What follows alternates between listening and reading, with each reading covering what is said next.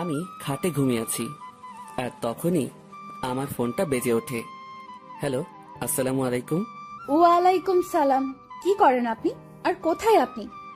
ও তারিন, তুমি? আমি তো শুয়ে আছি। কয়টা বাজে?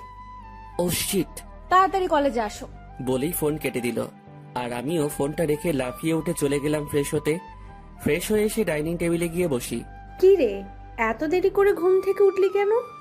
আর বলিও না, কাল রাতে ঘুম আসে নাই আমার। তাড়াতাড়ি নাস্তা দাও তো।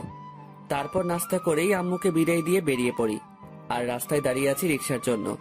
দাঁড়িয়ে নিজের পরিচয়টা দিয়ে দেই। বরাবরের মতো আমি মোহাম্মদ ওবায়দুর রহমান অন্তর, অনার্স 3য় বর্ষে পড়ি। আব্বু আম্মুর একমাত্র সন্তান আমি। আর সকালে যে কল দিয়ে আমাকে জাগিয়ে দেয়, সে আমার ভালোবাসা তারিন।